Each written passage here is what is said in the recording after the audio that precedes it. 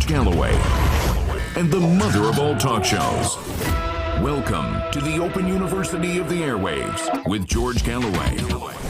Piers Morgan has gone from Good Morning Britain to Good Evening No One on Talk TV, funded by Rupert Murdoch to the tune of scores of millions of pounds.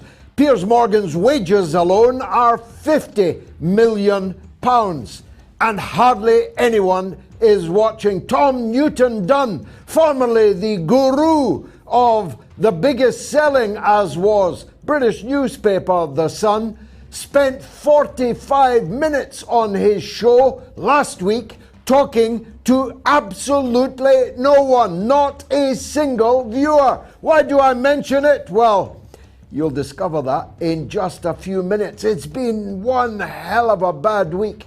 In fact, weekend for the British establishment.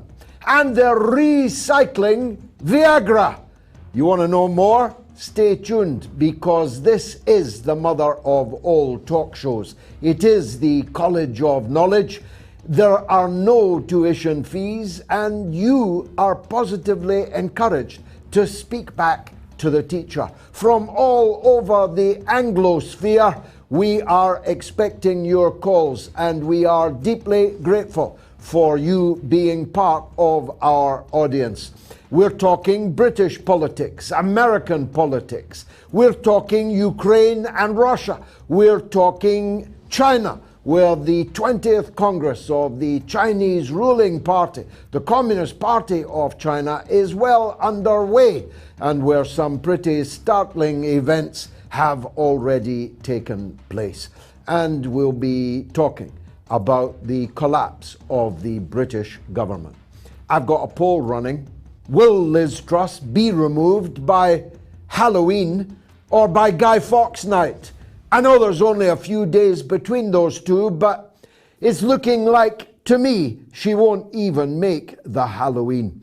Get voting on that poll if you want your opinion to count. What happened to the Tories, formerly the most efficient political party in the entire world? How did they end up trussed up like a turkey? Fasten your seatbelts. This is the mother of all talk shows. Curious about our curriculum? Have something to say? Then call us now to join the debate on the mother of all talk shows. The only education you can get for free.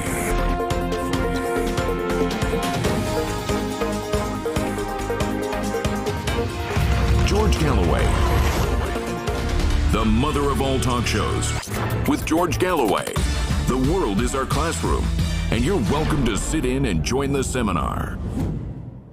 In the last 7 days, more than 1 million people have watched this show, the mother of all talk shows. 512,000 watched last Sunday's show, and 502,000 have watched Wednesday's show, which has only been out for 4 days, so that number is going to rise. The interview with the peerless Scott Ritter on the Ukrainian war has achieved 165,000 views, and 66,000 of those were on Facebook. 96,000 were on YouTube. The rest on Twitter and Rumble and so on. That number may rise exponentially, because everything that Scott Ritter and I discussed is still an issue this week and will be for many months to come.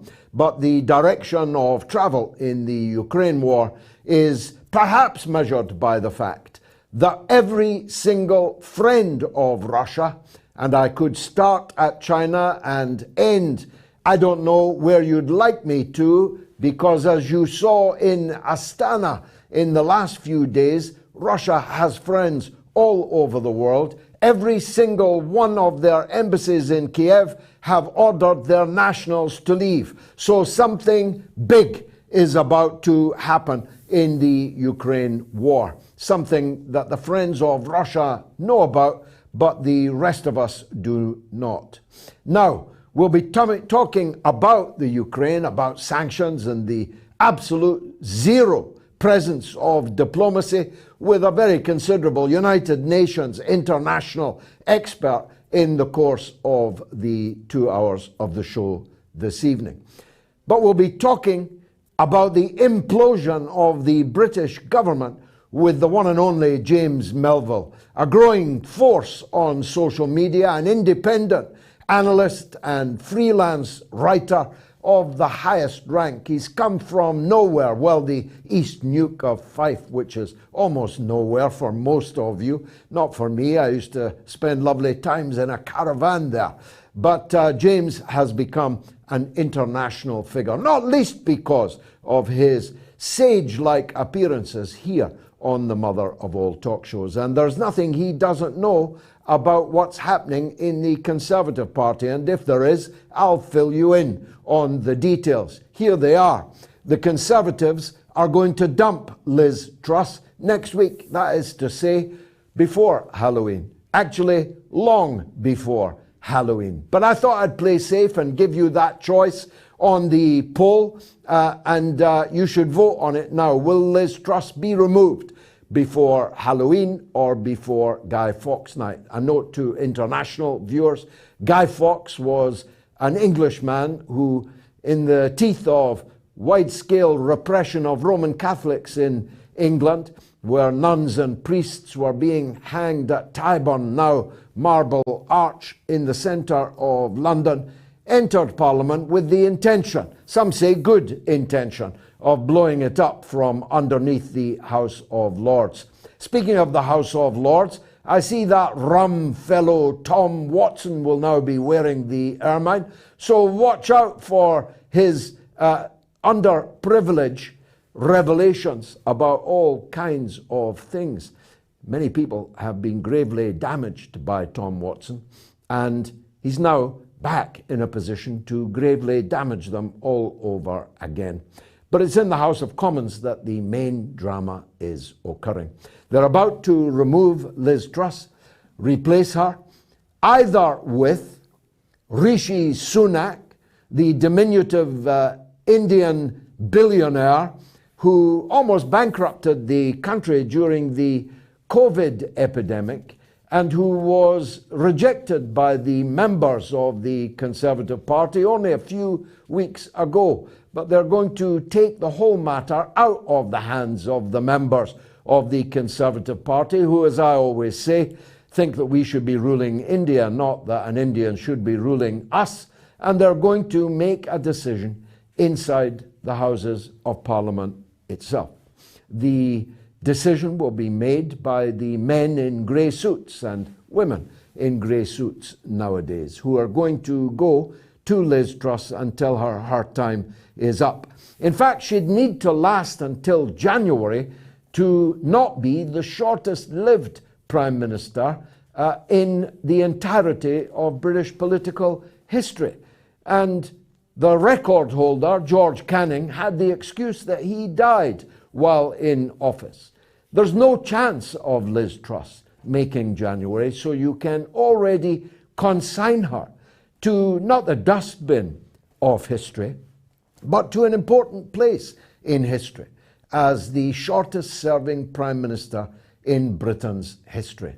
I told you when they picked her, she was a dolt, D-O-L-T, capital D-O-L-T, as thick as mince in a bottle, and by golly, has she proved it over the few days in which she has served as Prime Minister.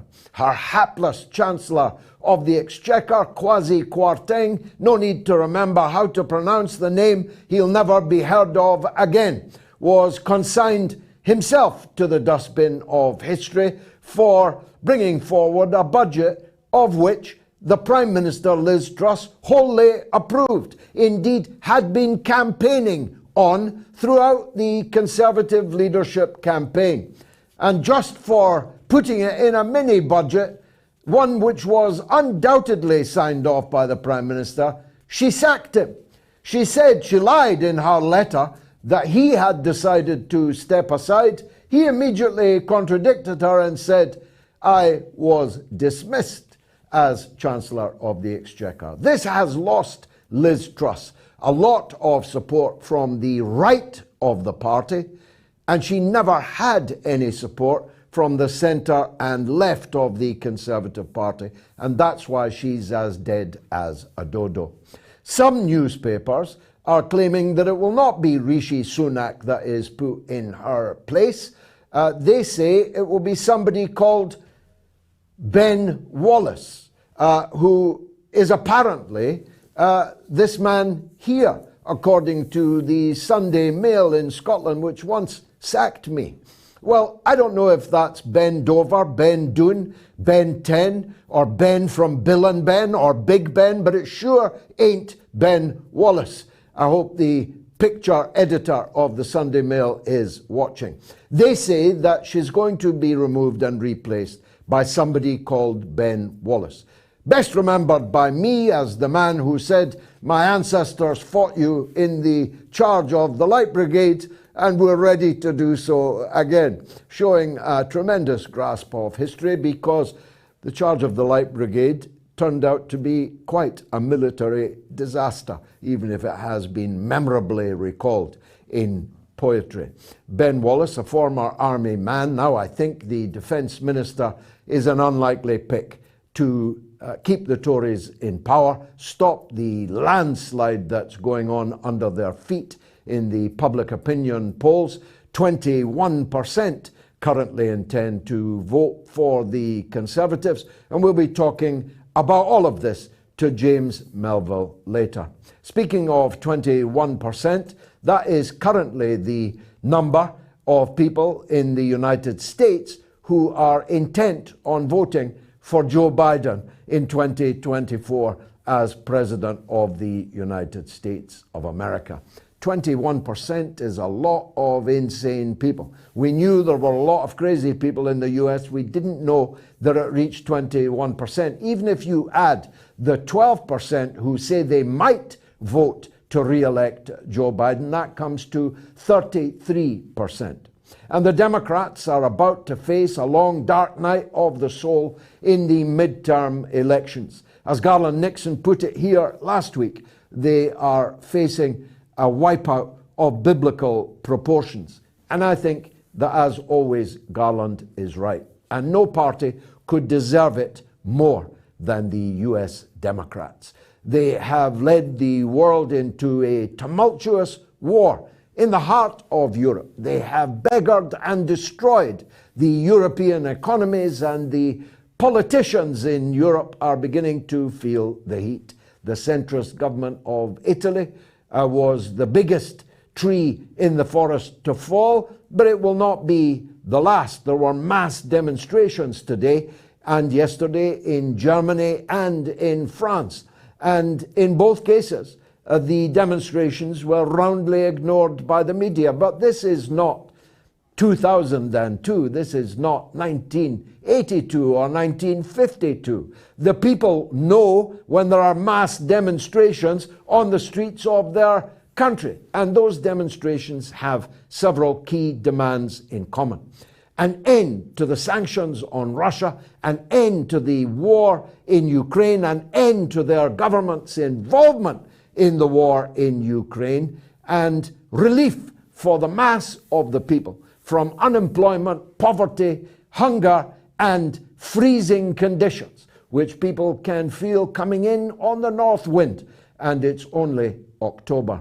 These demonstrations may well change the course of political events. Already President Macron in France had the temerity to tweet, "We do not want a world war." You might say that no sensible person wants a world war, but Macron was then assailed by the other NATO countries for backsliding, for showing weakness, for encouraging Putin, and all of the familiar tropes. Do you want a world war over whether Kupiansk is in Russia or in Ukraine? I keep asking that question. I never get a satisfactory answer from anyone.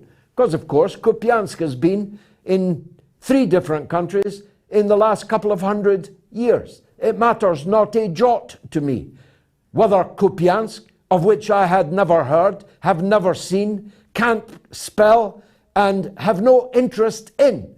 I'm not going to see my children incinerated in a world war over Kupiansk. The question is, are you? And if the answer to that is no, then the next question is, what are you going to do about it? Well, in France and Germany, they're taking to the streets. But if there is an anti-war movement left in Britain, if there is a campaign for nuclear disarmament, which was present throughout all of my life from the 1950s until comparatively recently, if there is, they are now moribund because not a cheep can be heard from them. And as a matter of fact, the British Labour Party today issued a statement in the name of a Mr. John Healey. I know you've never heard of him, but he happens to be in charge of Labour's defence policy. It's difficult to grasp, I know. But he said, Labour is the party of NATO, and our first act will be to convene an audit to make sure that Labour Britain is meeting all of its NATO commitments. A blank check before the hungry are fed, before the poor are clothed, before the cold are warmed. An audit will take place and Labour will make sure we are meeting all of our NATO commitments. So, if you don't want world war, it's time to get off your backside and do something about it. That's the long and the short of it.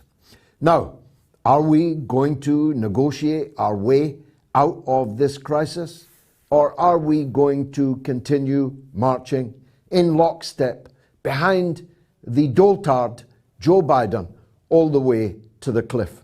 That's what I'm going to be asking Alfred de Zayas, a veteran diplomat and expert on diplomacy and negotiations, a former United Nations official, an independent man who has been pointing out some important diplomatic facts, not the least of which that caught my eye was that the referenda which installed Hawaii and Alaska in the United States of America were actually flatly, completely illegal.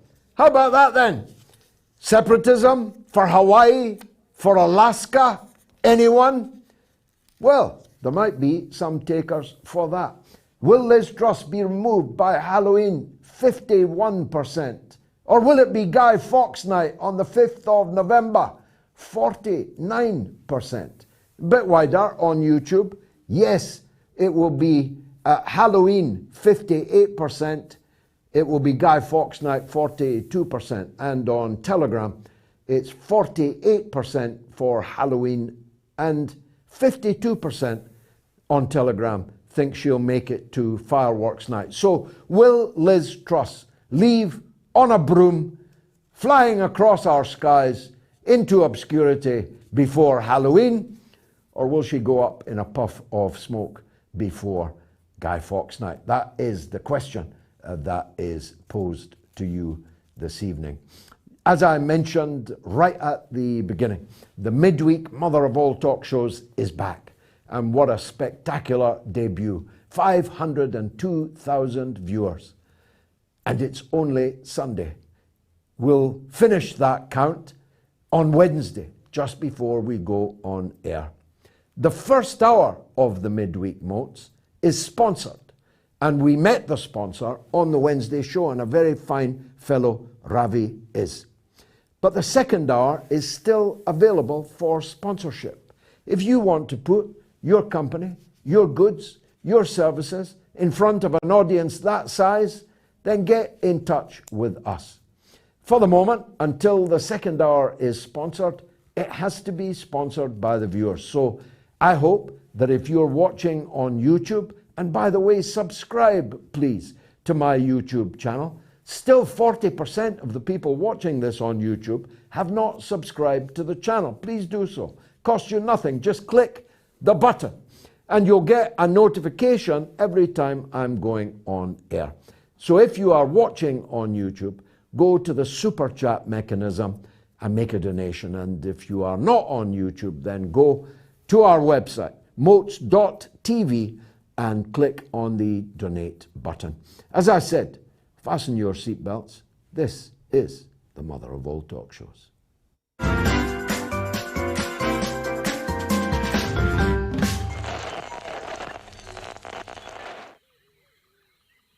The airwaves. This savannah is a rigid dichotomy of fact and fiction. As vicious as the Twitter sphere, where the slightest misjudgment can spell being cancelled. One species rules over the airwaves through its ability to adapt and survive in even the harshest environments. The George Galloway.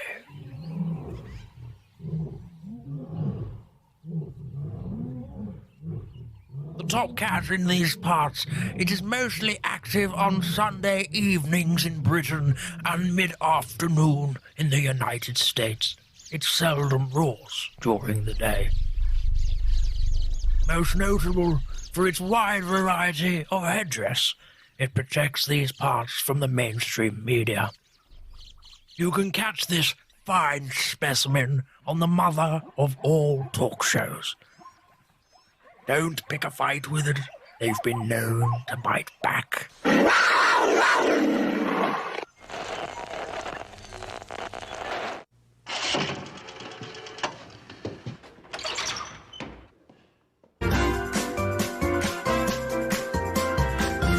You are listening to the mother of all talk shows with George Galloway. Will Liz Truss be removed by Halloween or by Guy Fawkes Night? That's by the 31st of October or by the 5th of November. You'll know a degree of certainty on our part that she will be removed rather soon and will not even remotely overtake George Canning, who died in office. She'd need to stay on, I think, until January the 15th in order to avoid being the shortest-lived Prime Minister in Britain's history. Will Liz Truss be removed by Halloween or by Guy Fawkes Night? You can vote on my Twitter feed, on my YouTube channel, or on my Telegram channel, t.me/George Galloway. If you want to call the show, it's entirely free. If you're in the United Kingdom or Ireland, about which more later, the number is 08081 965522. That's 08081 965522. It's completely free.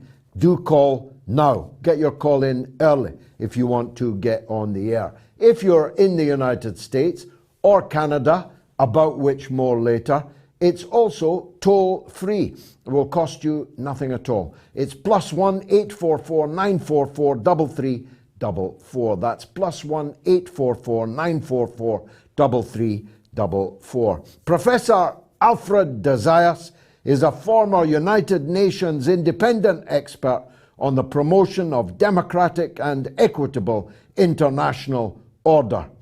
Professor Alfred, thank you very much for joining us again. I've got to say you weren't very successful in your previous role because there's not much democratic or equitable about the current international order. Survey the scene for us, although I do want to take you back to Hawaii and Alaska. Perhaps you and I need to make a fact-finding tour to Hawaii. Survey the international scene. We have no diplomacy going on at all. I have never known a war where not a single person in any Western country with any power or influence was not calling for ceasefires and negotiating tables and all of the verbiage that we normally hear. How so? Why so? George, it's a pleasure to be in your program again. You managed to make me smile in spite of the chaos we are in the middle of. And part of the chaos is, of course, the information war. Part of the chaos is the mainstream media. Part of the chaos is the epistemological confusion. Here we have the Charter of the United Nations. That is the only rules-based international order. I'm sick and tired of hearing my President Joe Biden and my Secretary of State Anthony Blinken invoke ritually this rules-based international order. And who is violating it every day? We are. Now, let's go to the Charter for a second. Article 2, paragraph 3 obliges all states to negotiate. Now, who doesn't want to negotiate? The United States. NATO forbids Macron or anybody else to talk about peace. It's total madness. Who's talking about peace? The Pope. Even Elon Musk made a suggestion earlier this week, which was sensible, to rerun the referenda in Donbass under the auspices of the United Nations. As a matter of fact, the United Nations has failed the world again and again. When has the UN anticipated the problems? When has the UN worked preventively? Because when it did its referenda in Timor-Leste, in Sudan, in Ethiopia, Eritrea, tens of thousands of people had already died. And we could have had referenda in 1991 when Ukraine splits from the United Kingdom. All of these 30% Russians who lived in the East probably would have preferred to stay with Russia. Certainly the Crimeans. You know that I was the representative of the Secretary General for the elections in the Ukraine back in 1994, for the presidential elections in June, for the parliamentary elections in March. And I went to the Crimea. I crisscrossed the country. Of course they're Russian, and of course they feel Russian. So again, we have here a violation of Article 2, paragraph 3 of the UN Charter by NATO, not by Russia. Russia has been trying to negotiate. Russia had a deal which had been hosted by Erdogan, the Turkish president, and on orders from NATO, Zelensky then did not sign, withdrew. So it's a lot of bad faith here. But let's go to Article 2, paragraph 4. It is the prohibition not only of the use of force, and certainly Putin's aggression against Ukraine is an aggression, but it prohibits the threat of the use of force. And the progressive Eastern expansion of NATO was nothing else but a threat, was nothing else for a menace to the national security of Russia. And that's something that Putin said again and again and again, and he drew the red line. And of course, we blithely went over it. So who has violated Article 2, paragraph 4? Russia, certainly, but we prepared the ground. That is, there are precedents of permissibility because NATO, which, by the way, NATO is not a defense alliance. At the latest, when the Warsaw Pact was dismantled, NATO actually became an aggressive organization engaged in bullying, in intimidating, in threatening, all of it prohibited by the UN Charter, all of it against the letter and spirit of the UN Charter. But I'll go one step further. NATO today, judging by the aggressions it committed in Yugoslavia, in Afghanistan, in Iraq, in Libya, in Syria, judging by the war crimes and crimes against humanity committed by NATO forces, what do you think that means? Article 9 and Article 10 of the Statute of the International Military Tribunal for Nuremberg. Those are the articles on criminal organizations. And without a doubt, NATO is a criminal organization. And I think it's absolutely insane that Finland or Sweden would want to join a criminal organization. But let's go back. Let's talk about terrorism. We all agree that terrorism must be combated, but terrorism, wherever it occurs, Certainly the murder of Daria Dugina, the daughter of the Russian philosopher Alexander Dugin. Certainly the blowing up of Nord Stream 1 and 2. Certainly the attack on the civilian infrastructures in Crimea, in particular the bridge. All of that qualifies as terrorism. And it is not being condemned, it is being whitewashed. It is being, there are apologetics in the New York Times, in the Washington Post, in the Wall Street Journal, in CNN, in the BBC. You know, I'm 75 years old. I remember when I believed in the BBC. I thought the BBC was the best thing, you know, next to the church. I just thought the BBC was truth. And it took me decades to realize that it's no longer the truth. And I write about that, by the way, in my trilogy, Building a Just World Order, which came out September last year, countering mainstream narratives that came out in August of this year. And the biggest and best is going to be the book that I will publish next year, Deo Volente, probably in April. I'm more than halfway with the manuscript, and the title is The Human Rights Industry. I could have said the business of human rights, or I could have said, you know, the human rights apparatus, etc. But why industry? Because it functions like an industry. And then you have here governments and intergovernmental organizations, non-governmental organizations that are actually just exercising geopolitical strategies, and they don't care about human rights. They don't care about human dignity or the victim. I mean, they're playing a geopolitical game.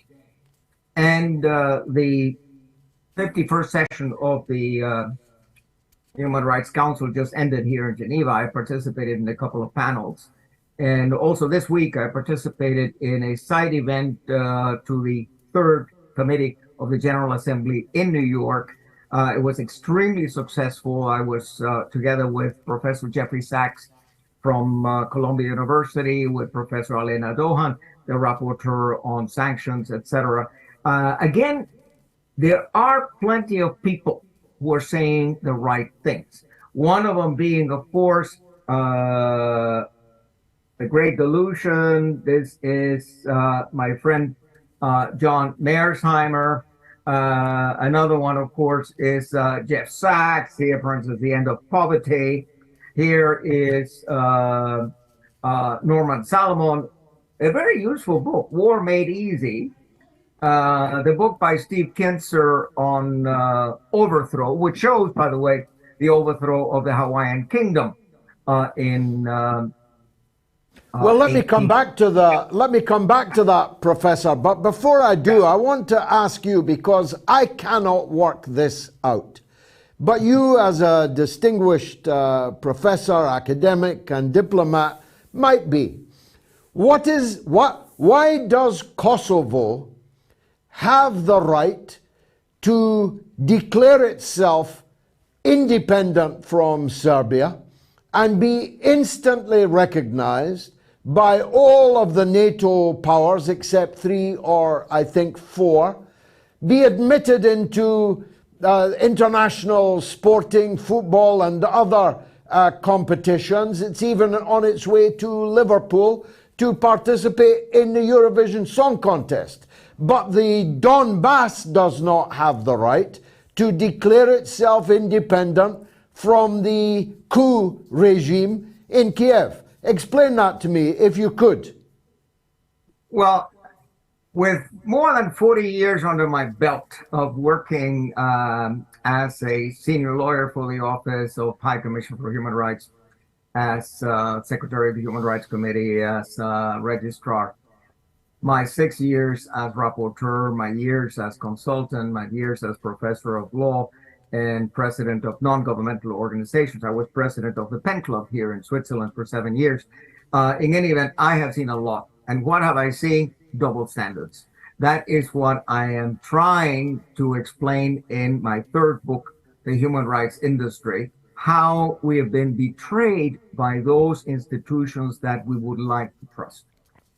Juvenal, already 2,000 years ago in Rome, he asked that constitutional question, quis custodiet ipsos custodes? Who's going to be guarding over the guardians?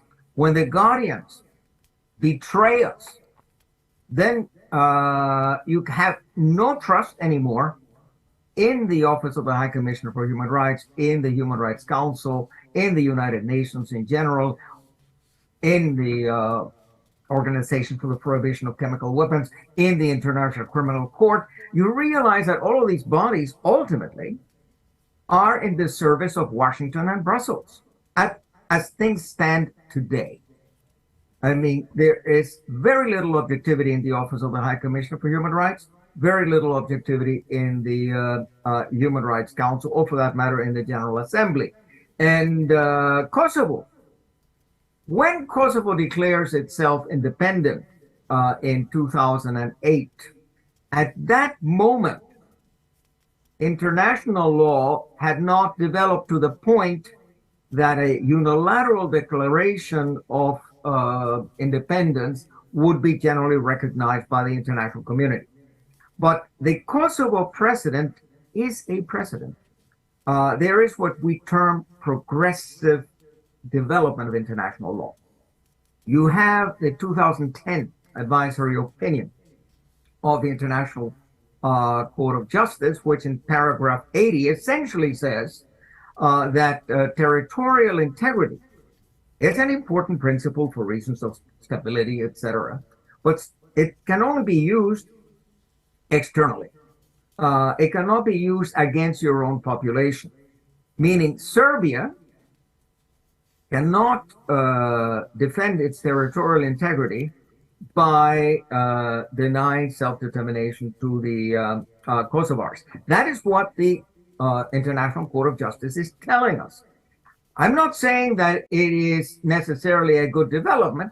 I'm just saying that it is more in keeping with Article 1 of the International Covenant on Civil and Political Rights. What does that article say? All people, and I mean all people, have the right of self-determination. That right has two aspects. You can have internal self-determination in the form of autonomy, in the form of a federal state, or you can have external self-determination through secession. Now, the secession of Kosovo, the de facto secession, I mean, Kosovo is not yet a member of the United Nations because it would require the approval of all 5 permanent members of the Security Council. But you see that this external secession has a certain, shall we say, common sense logic. You can't turn the clock back. But that would open the door to all kinds of people declaring their secession, including the people of Hawaii and Alaska. What would the United States attitude be to those secessions? The so-called sham referenda organized by the United States in Alaska and Hawaii in 1958 were completely fraudulent. When you're conducting a self-determination referendum, obviously only the natives are supposed to vote, not the colonizers, not the settlers, and certainly not members of the military. Can you imagine that members of the military in Alaska got $5? You could have a great day in the town for $5. Got $5 to go and vote to join the United States as state number 49. And similarly, I know the military in Hawaii. The General Assembly took lock, stock, and barrel the fraud and adopted Resolution 1469, relieving the United States from the obligation to continue reporting to the General Assembly under Chapter 11, Article 73. So at that moment, then the United States annexed against the will of the natives of Alaska and against the will of the natives of Hawaii. Because it's a fraudulent resolution or a resolution obtained by fraud, and the referenda were fraudulent, obviously they have no legal validity. But one thing is legality and another thing is reality. And the United States is not about to give up Alaska, which is worth trillions and trillions of dollars in natural resources, including uranium. And it's not about to give up Hawaii, because of its enormous strategic importance. So the United States is going to, shall we say, demur. The United States is not going to take it without fighting. And anybody who argues double standards, double standards all round, Professor. Let me tell you that I was in the audience when Fidel Castro described the human rights industry and the so-called non-government organizations as a Trojan horse, and advised everyone, this was more than 30 years ago, advised everyone. Yeah, they are Trojan horses. He advised everyone, don't let these Trojan horses through your gates. Beware of the Greeks bearing gifts. Professor Alfred de Zayas, thank you very much for joining us on board here, the mother of all talk shows. 08081965522 if you're in Britain or Ireland. +1 844 944 3344 if you're in the US or Canada. Let me take a short break.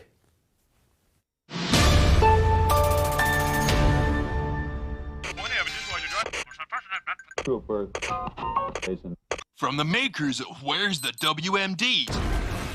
Who killed Epstein and pinned the blame on the Democratic donkey? Comes the brand new game, Where's Biden Hiding? Play the tapes. Figure out what the hell he's trying to say. It is me, Joe Biden. Try and find Where's Biden Hiding? Where's Biden hiding? We can't find him. This product is fictional and is not available in your local burn-down store. But seriously, if anyone finds him, please let us know. Big thanks, obviously, to all our subscribers and listeners to the MOATS podcast. For the older amongst you, a podcast is the distilled version, about half as long, which has become a phenomenon on the internet. So it's a media phenomenon, and it's tearing up the mainstream media monopoly. Please download it on Apple or Spotify and leave us a 5-star review, like Sanam in London, who said, George, I've been watching your show for a long time, and I must admit that you are a true leader and very courageous man to carry on your work of exposing the truth and showing us the other side of the picture, which always gets blocked by the US and the West through their media. God bless you always. Sanam in London. Very touching, Sanam. Thank you very much for that.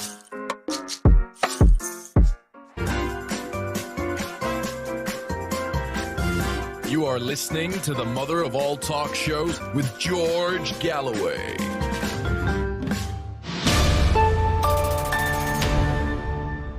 To encourage calls about bonkers Biden's comments about Pakistan, where, by the way, Imran Khan just won another set of sweeping by-election victories. That US regime change operation hasn't worked in the Pakistan, and thus the United States has now taken to calling Pakistan names. Biden described it as the most dangerous country in the world. He obviously hadn't looked in the mirror and at the record of the United States. He said that Pakistan with nuclear weapons is the most dangerous place in the world, apart from Washington, D.C. Will Liz Truss be removed by Halloween or by Guy Fawkes night? It's exceedingly close, I must say. And thank you to all who've been giving on the Super Chat. Remborn, every week without fail, Remborn chipped in another £50. Thank you so much, Remborn. Your name will be high on the roll of honour when it comes to be published. Joanne Nairi also, €10. MOATS is like a breath of fresh air to me. I moved to Amsterdam, she said, in 1986. From the US, I never could have imagined that lightning would strike 3 times in the same place. It's a bit surreal and scary. The US passed, of course, an invasion of the Hague Act, just in case the International Criminal Court, which it does not recognize, decided to prosecute any Americans. Jason Kane, £1. Thanks, Jason. Owen McGrandles, £1.50. Jenny BN, £2. Let's get ready to rumble. Prankstar, £1. Ange, 2099, £2. Long live GG and family. Honesty and truth needed. Thank you. LZ, $1. Robert Purnell, $5. Adds that Scott Ritter knows what he's talking about. John Fitzy, £1. Torlo Burke, $19.99. Thank you, Torlo. Harry McLegs, $20. Let's count ourselves lucky that we made it through another week without being vaporized. Let's hope that we are as lucky for the next week. I hope so, because I'm already preparing Wednesday's midweek motes. John Carroll, £4.49. Jason Stewart, £4.49. Dear George, if I were Vladimir Zelensky, I would seriously reconsider Elon Musk's peace plan and halt the suffering and loss on both sides. That is undoubtedly true. There was nothing wrong with Elon Musk's peace plan. And he's the man that was giving them Starlink satellite military communications for absolutely free. And they put him on a death list. Only for 15 minutes, of course. They then rubbed his name out of it. But let's hope the assassins got the second memo. Steeler UK gives £10. Excellent monologue as always. Wish you could be our PM and take this country in a better and sensible direction. I'm available. They've got my phone number. It's 08081965522. Let's take some calls. Damien in Brighton is on the line on the international relations. Go ahead, Damien. Good evening, George. Nice to hear from you again. Go on. George, a recurring theme of your show is morality in international relations, or rather the lack of morality in international relations. I've just written a dissertation on morality and great powers, and I wondered if you would like to hear my findings. Yes, briefly, yes. Yeah, I'll be very brief indeed, George. The background is that realism is currently the dominant theory in international relations, and realists argue that because states exist in an anarchical international system, i.e. there's no supreme authority, they can only depend on themselves for their own security, and for that reason they must constantly accumulate power so they don't become relatively weaker to other nations. So for realists, security overrides all other considerations, including morality. The latest version of realism is offensive realism, which goes even further and argues that states should take preemptive action to prevent other states gaining more power than them over the long term. So that would involve justify wars like Iraq, to go in or conflicts against China.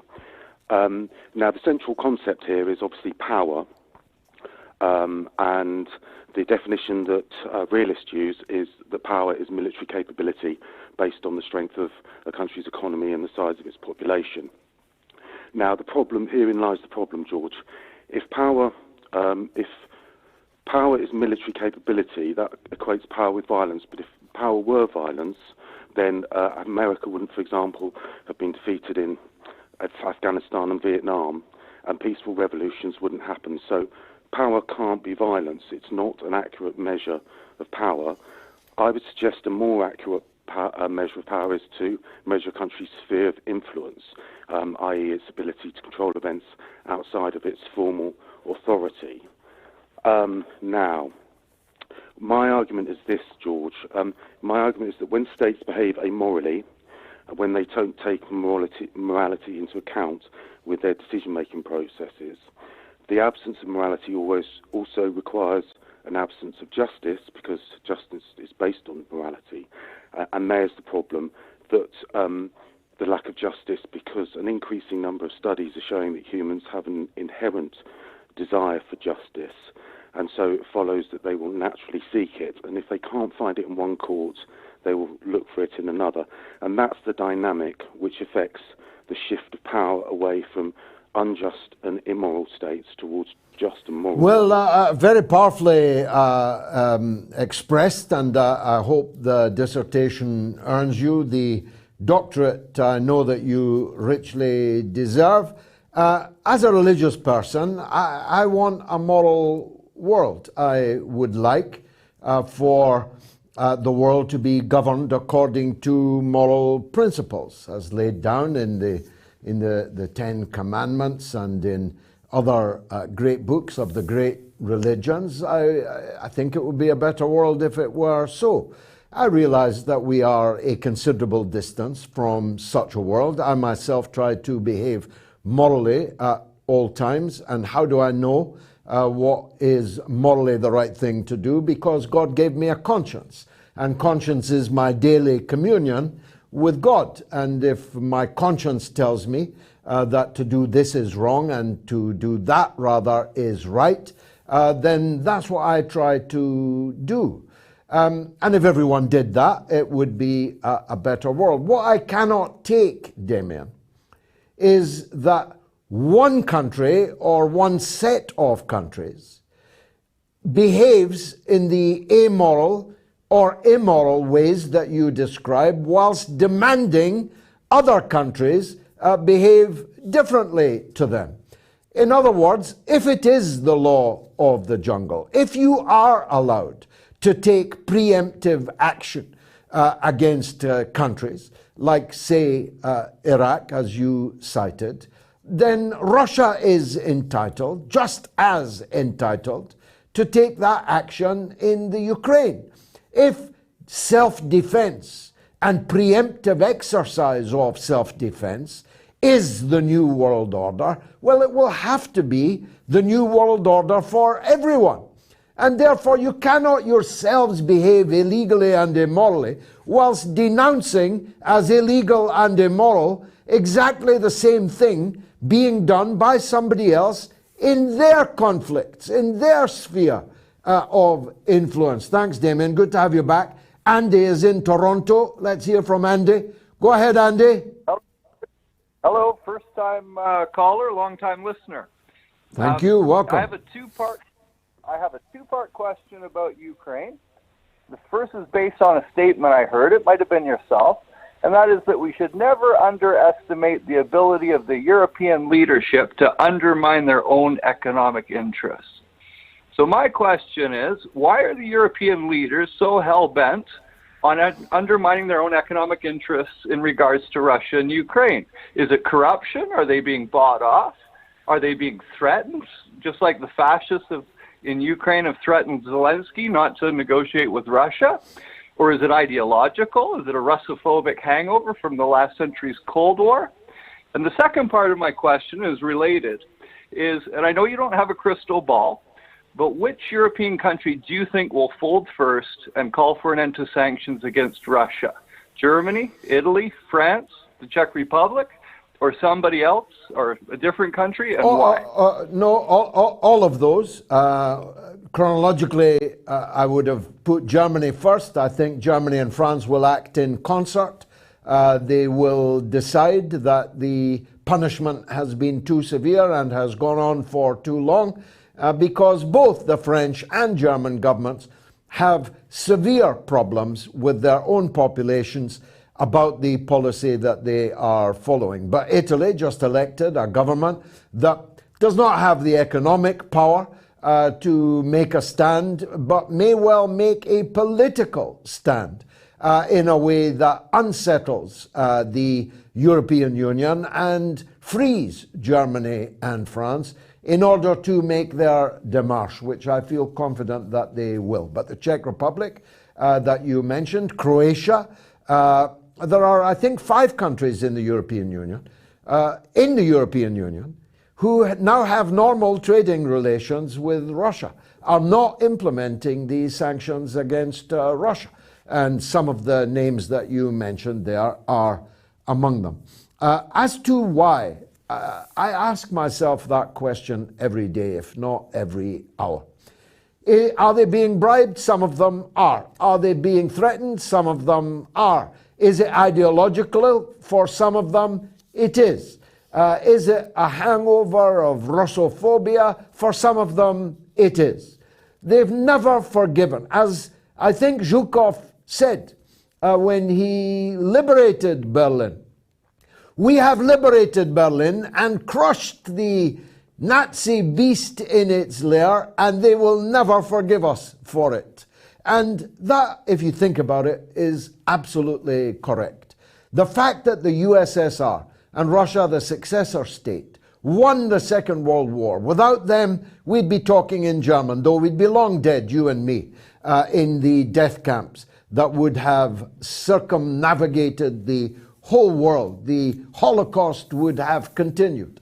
There would be no Jew alive today in the whole world. There would be nobody with views like mine, or perhaps yours, alive today in the whole world. Fascism would have ruled supreme, if not for the Red Army and its sacrifice and its military brilliance and bravery. And they've never forgiven them for it. That's the case for some.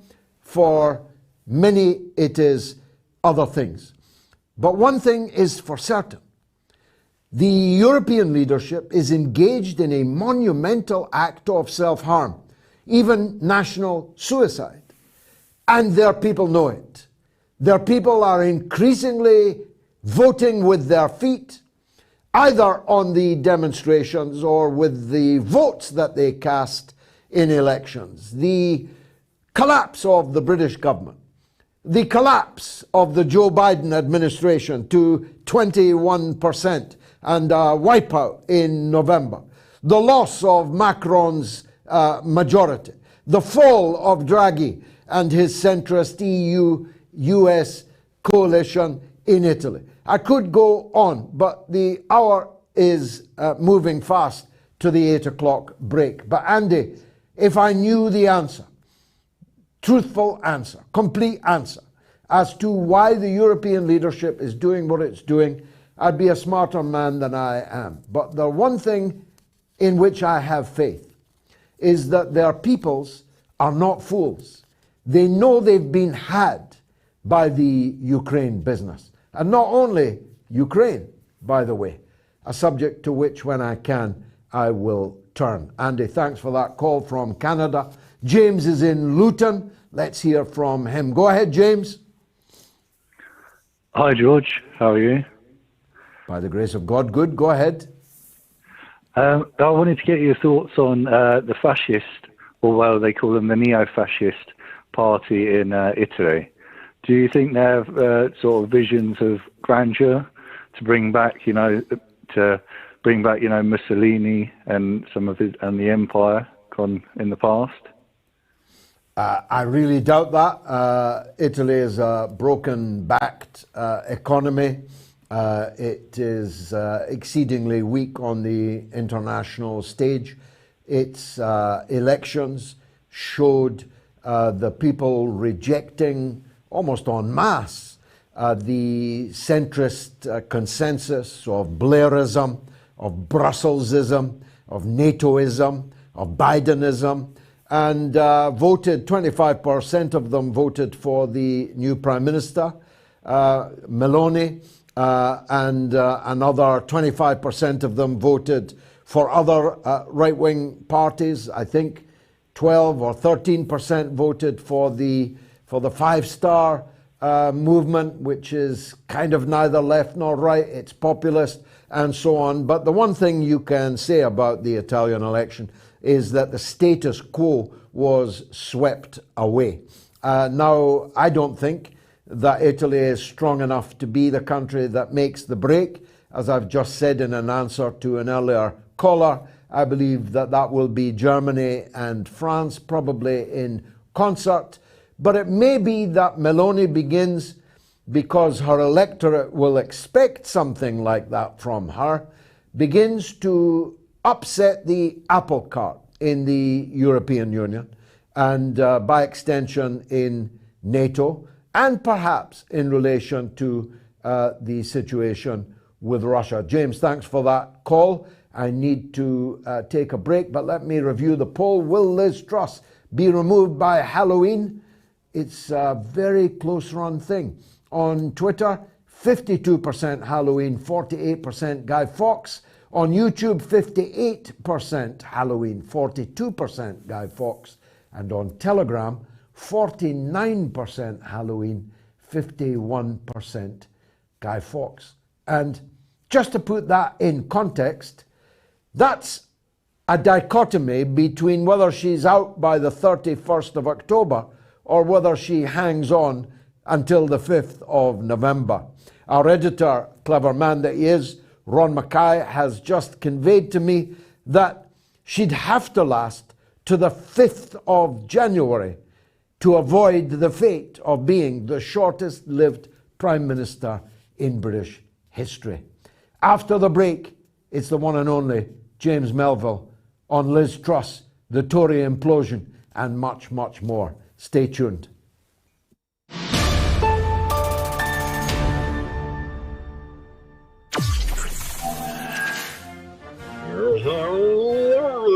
Hello, America. It is me, Joe Biden.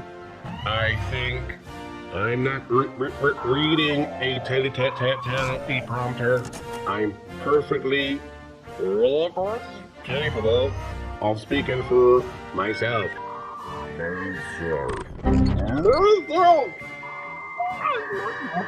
Myself. The giant Labour Party sailing clearance is now on. Hurry now, as we've got zero interest in our party. It's literally the lowest it's ever been. Give up on the common man and save today. That's right, we're getting rid of all of the Corbynites. Literally every single one. Being a Blairite has never been more in style. Only available at what should be the UK's biggest political party. The new Labour Party. We're doing this again. Time, weather, and...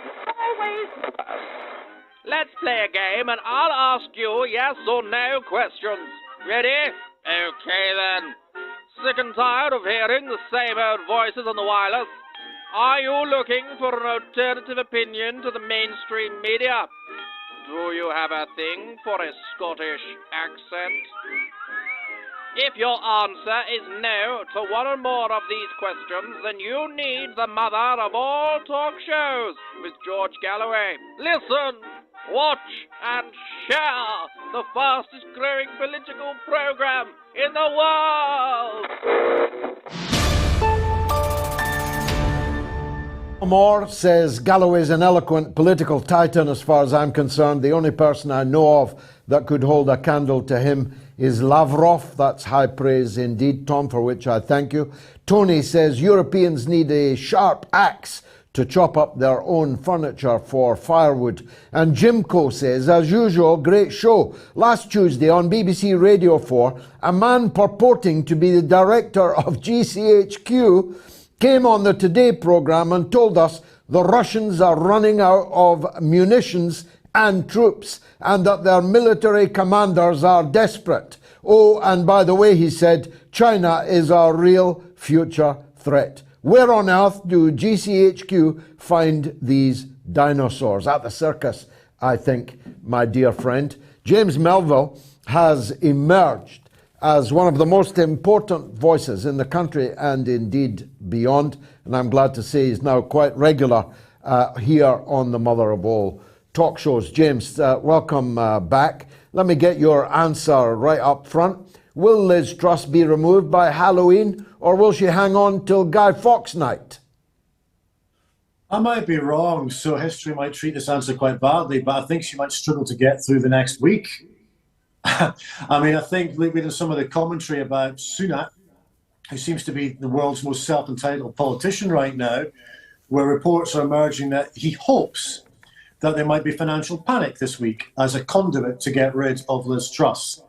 So there we have it, basically an individual who failed to become leader after his coup against Boris Johnson when he resigned. He's now plotting again. And the difference with this one is obviously Liz Truss herself, because based on the evidence of the last month or so, she doesn't have any redeeming features as Prime Minister. She can't present. She's the most, I think, inflated, over-promoted politician in modern British history. And she's flipping around on economic policy, which is causing damage not just to the markets, but when that happens, in the wider real economy as well. So to answer your question, when a Prime Minister loses momentum and hits the skids, I think we're talking in this case of a matter of days, not weeks. So if I was a betting man, which sometimes I am, I would put a bet on, I'll be surprised if she's there this time next week. Well, here's a bet I'll put on right now. She will not appear at Prime Minister's Questions on Wednesday. I don't think they can afford to have her there. And so I think that they will move immediately this very week. And she'll either be gone by Wednesday or she'll be indisposed and unable to appear at Prime Minister's Questions on Wednesday. So we'll see if I'm right, if you're right, if the people voting on this poll are right. But let's go to the nub of this question. James, she only won because she was not Rishi Sunak. I'm right, haven't I? Yes, exactly. I think the problem with Sunak last time round is he was the guy who effectively stabbed Boris Johnson in the back with his resignation. That set the wheels in motion of this rather pitiful world's worst game show leadership contest that's been going on all year. Maybe the Tories in power have forgotten about this much more important thing about whether they're conducting the world's worst apprentice contest. There's a cost of living crisis that's been going on all year. And yet we've not had any effective policies to deal with that. The policies that were put in place by Liz Truss have now been torn up and started again. They've gone from literally one policy, which is kind of Thatcherism on steroids, to now effectively austerity. So we're now looking at basically an economic policy that seems to be flipping each individual week. But going back to what the biggest problem for the Tories is, they don't have individuals of the calibre of bygone days. I'm no fan of the Tories, but they don't have politicians who are basically serving what they're supposed to be there for, the people's interests. They don't have an understanding of the economy at large. They have no manufacturing and industry policy in place. They haven't sorted out the energy policy for years. I mean, if you take, for instance, in 2017, they shut off the major storage facility for gas. So while they're blaming gas shortages and prices on the Ukraine and Russia, which is the biggest fib ever, the real reason we're in this mess is we're importing our gas. The storage facilities aren't there. You could also look at the aspects with COVID, where they're talking about basically protecting the NHS. But as we all know, the Tory government has not protected the NHS for us, with a cut in beds, increased waiting times, lack of staff, and so on. So all that we're left with is a squabbling contest amongst inadequate candidates to be another Prime Minister who will be mediocre again as well. But I think with this one, George, I think the public are looking at this with a different set of optics to, say, even a year ago. I think they're sick of this government. It reminds me of the fag-end days of the Major administration, where after Black Wednesday, the public had just had enough. They were sick of it. Labour basically will win quite easily in a couple of years. Keir Starmer, who basically is not exactly setting the world on fire, all he needs to do is literally keep his mouth shut, because the Tories are tearing each other apart. They seem more interested in basically power games than doing what they're supposed to do, and that is sort out this huge economic crisis that's not just happening now, it's been going on for months, and it's going to get worse over the winter. Well, Starmer might set the world on fire. Don't bet against that. The NATO clarion call made by John Healey today, but leave that for another day. There were three problems with Sunak. One there, the one you mentioned, that he was the key backstabber that conspired against Boris Johnson and saw him fall. The second was that he was blamed for economic policies that spent money like a drunken sailor during the COVID period. And the third one was that Conservative Party members think we should still be ruling India and not an Indian ruling us. None of these three things have changed, and yet the Tory MPs think that they can impose him in a palace coup as the Prime Minister of Britain. Are they right? And what will the impact be inside the Tory party if they do? Yeah, I think that's an interesting point. It's something that's often forgotten about by a lot of our media, but we've got to ask, why have we got into this economic crisis? And a lot of it lies, as you said, with the blame of the previous Chancellor, Sunak. I mean, if you take, for instance, the magic money tree that quite often the Tories say isn't there, it's certainly been there in terms of quantitative easing, where roughly 500 billion has been printed over the pandemic era. And in total, in terms of quantitative easing since the financial crisis of 2008, 2009, roughly 900 billion. That is not a sustainable model. It devalues. It has a knock-on effect in terms of inflation. And when you pump in 500 billion on the watch of Sunak, there's going to be an economic day of reckoning beyond that. So it's very easy for Sunak to stand there and say, basically, Liz Truss's economic policy is basically by the birds. His legacy is part of that problem. I'm no fan of Truss. I think she's way, way, way out of her depth. But to blame her for this economic crisis is ridiculous, considering this economic crisis isn't just happening in the UK, it's happening all over the world, and particular countries that have printed more money than others. I mean, if you look at, for instance, what's happened in America with quantitative easing under the Biden era, it's off the scale. We've got the same problem here. So we now have a model of the fiat monetary system that's been creaking realistically since the 70s, but in particular since 2008, 2009, and got a lot worse, obviously, to bail out in the pandemic, and it isn't sustainable. And so therefore, we're looking at the prospect of how do we keep either paper over the cracks by continually printing money, or what is the alternative? And governments know this, but they're not coming up with answers to deal with something that feels like, right now, George, a giant Ponzi scheme. Indeed, and maybe they can't come up with answers because there are no answers within the parameters of the globalized capitalist system. A bigger issue, I'll grant you. Whatever way you look at it, they made a big mistake getting rid of Boris Johnson, didn't they? At least he wasn't made of cardboard. At least he could have bamboozled us with Latin and Greek and a little bit of Turkish thrown in. At least he might have raised a chortle or a chuckle or two and had a brain, had an education. We're seeing lesser men and women than Boris Johnson. Can he come back? Yeah, I think he can. I mean, I am, as you probably know, not exactly the biggest fan of Boris Johnson. He seems to blindside a lot of people, as you said, quoting Latin and getting stuck on zip wires and just looking sort of self-styled, cultivated, shambolic. I think the Partygate was his undoing. I think he crossed the line there when people, whether they agreed with the lockdowns and restrictions or not, largely were doing their bit.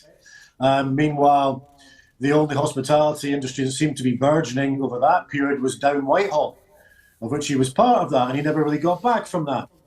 But to answer your question about whether he come back, as he said, his parting shot, hasta la vista, I think he knows, or he knew, that basically success of Liz Truss wasn't up to it, and the economy was heading south.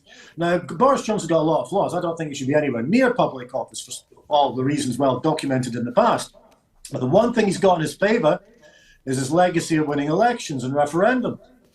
There's an aspect to him where he has a sprinkling of magic dust to basically, as a golden salesman of politics. I don't buy that at all, but I recognise that he's had a decent track record of getting across the line in terms of elections.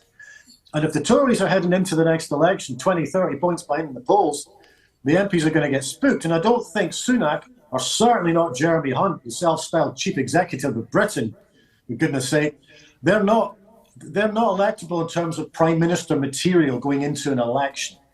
Johnson's proven that he can win an election. I'm not sure the Tories, whoever they get, including Johnson, stand much chance in the next election, likely 2024, because we're still going to be in economic problems. but based on his track record, because he does have a wider appeal than compared to most Tory candidates, I wouldn't write him off yet. And we might have this paradox where if Truss goes, a leadership contest between Sunak and Johnson. If it stays within the MPs and they sort of bend the rules, the 1922 committee changed the rules, and it's just down to the decision of the MPs, then of course Sunak will win. He seems to be the chosen one. But if it goes out to the members, then Johnson would, I suspect, trounce Sunak. So that's the situation where I think Johnson, he's far from done. Yeah, I think Kenneth Branagh, in a wig, pretending to be Boris Johnson, would have a better chance of winning than Jeremy, got to say this carefully, Jeremy Hunt would We've all have. struggled with that one, George. Indeed, especially on television. I want to turn to, if you like, more important issues, even than those we've been discussing. I've been noticing you saying with increasing regularity that the current political dispensation as a whole is unfit for purpose and that we need something new. Are you trailblazing for something? Do you have something new in mind? And if not, why not? I mean, basically, I've been thinking this for a while. I mean, I'm politically homeless. I mean, I think we've discussed this before. You know, cheeks of the same backside springs to mind in terms of Tories and Labour. They're not offering anything new. I know, Starmer's got some interesting things to say about nationalising energy and so on, but we don't know the detail. But fundamentally, it's a problem that's gone on for quite a long time. I think the majority of the country are turned off by our politics, are disenfranchised. I voted Remain, Europe, Brexit, but I understood an aspect of the Brexit voter where they felt that they were alienated and disenfranchised from the political decision-making. They weren't being listened to. In particular, the areas that were deindustrialised over the last 40 years and forgotten about, hollowed out. That hasn't been addressed, and it comes back to our failure by successive governments, not just the Tories, but also Labour as well, for not addressing that issue about what to do with those amazing areas which are full of enterprise, community spirit, and they're proud individuals and communities within those areas, but they haven't been given the opportunity. Now, that is something that needs to be addressed, and I think there needs to be some form of new organisation, whether it's political party or movement, that takes into account those concerns. It isn't just focusing on London and the South East, it bridges out across the country, but I also think there needs to be a new Broome type of candidate. And I think there needs to be new rules within what our political, not just discourse, but actually political decision-making should take place. So, for instance, MPs with no second jobs. There should be no corporate lobbying. There should be complete transparency and accountability with our MPs in Westminster. The MPs also need to be more accountable within their constituents. But we also need to get to a structure whereby communities feel that their MPs are listening to them and representing them, rather than the moment what's happening is communities are just seeing their MPs and government either feathering their own nests or getting too involved by sort of being blindsided by technocrats from further afield, or getting mixed up with some of the corporates. And I think what we need is a new politics with new people whose primary concern is to serve the people they're supposed to represent rather than themselves.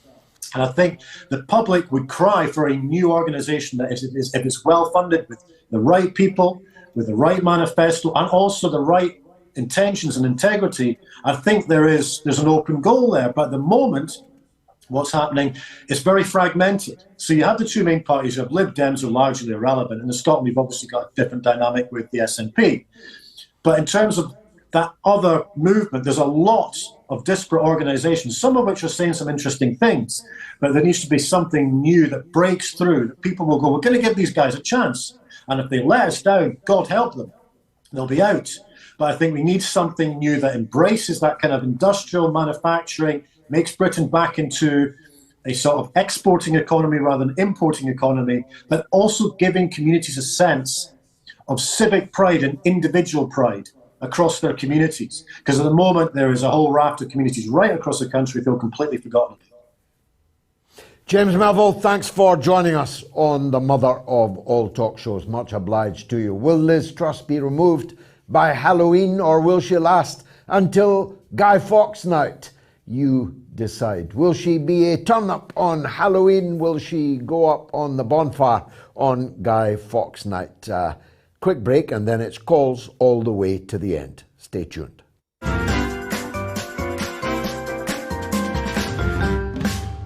You know, and it's a very, thank you for, you know, I'm a big fan of your show, Gigi. Great debate, great. And I'm Scottish. I'm very passionate about what's happening there, you know.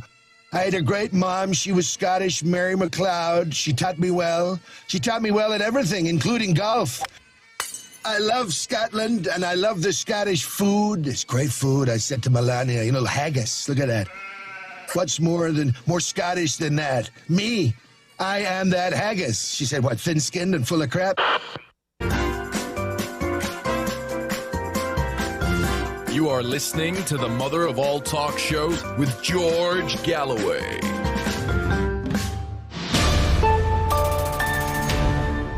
Keep giving, please, on the Super Chat or on the website, moats.tv. We need your support. I just heard on the Vine that someone has agreed to sponsor the second hour of the midweek Moats. I'm extremely excited about that, but we'll wait until we see the colour of their money before announcing that. Maybe on Wednesday I can announce something important on that. But keep giving. Peter Moss gives £5. Now we know why RT was taken off the air on main TV. Keep getting the truth out, George. Thank you, Peter. And of course you can still watch RT. I do all day and every day.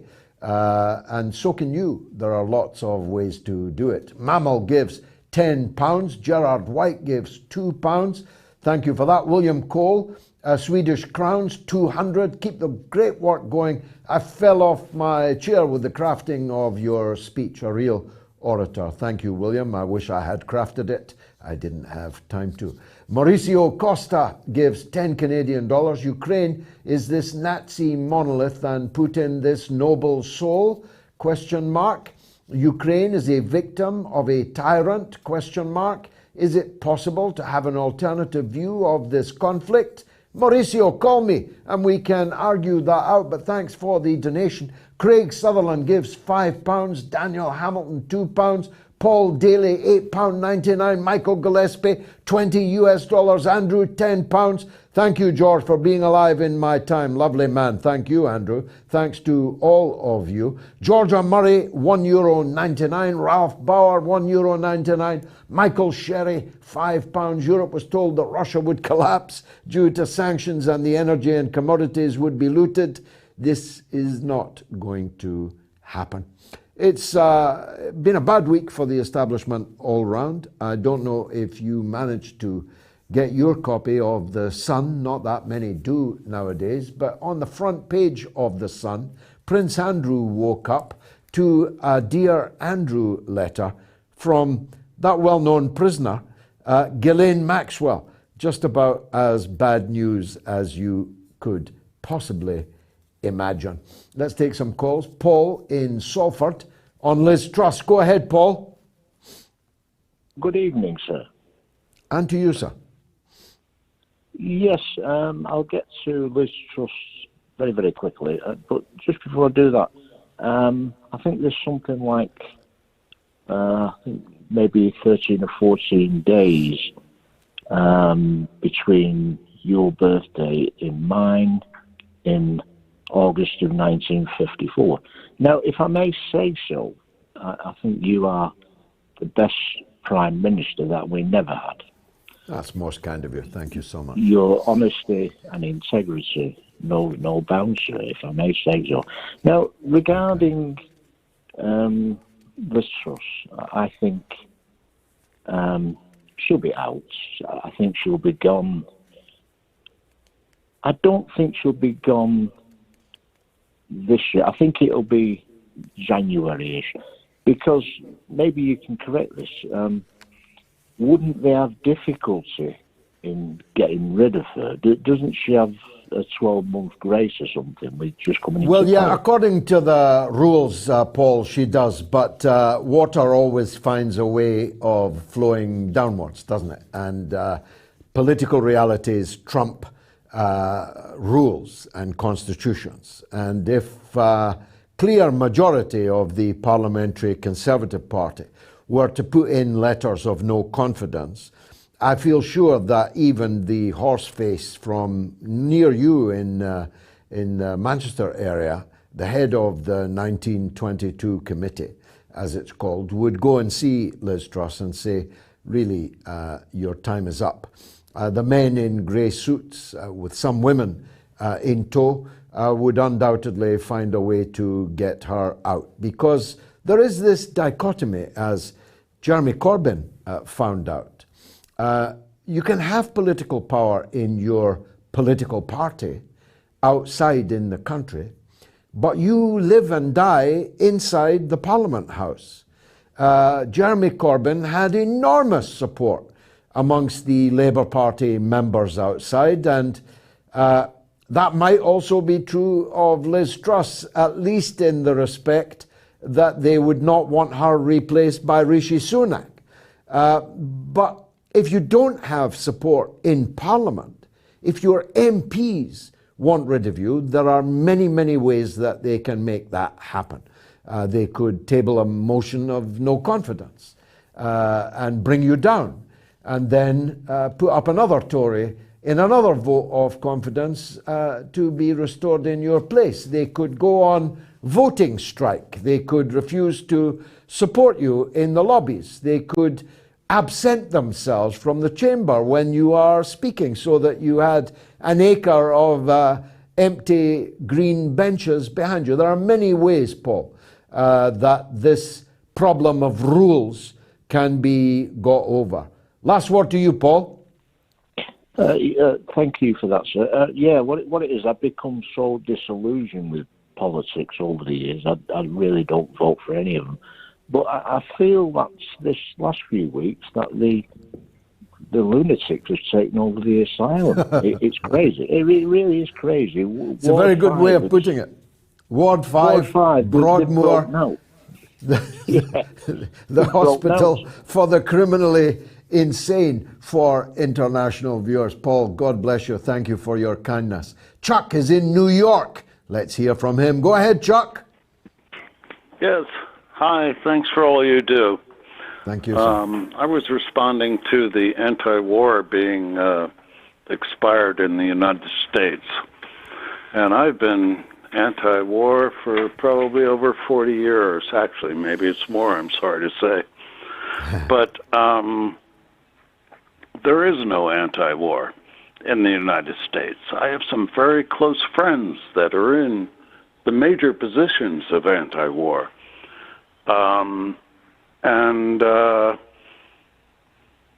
Medea Benjamin, at a protest at the Department of Justice for Julian Assange on the 8th, stated, the organizers here are so great.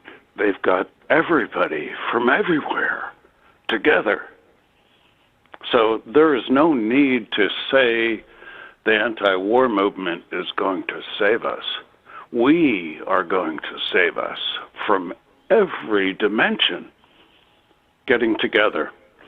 And I'm voting for you for Prime Minister, even though I'm a registered voter in New York. It's most kind of you, Chuck, and a very poignant report that you give.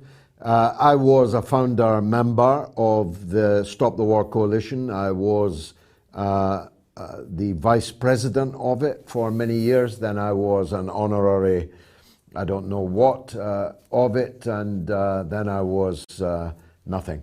I was airbrushed out of all the pictures and off all the platforms. But it is not out of any sense of bitterness, I say, that the Stop the War Coalition is dead. I don't know why, but I know that this is their time and they are nowhere to be seen.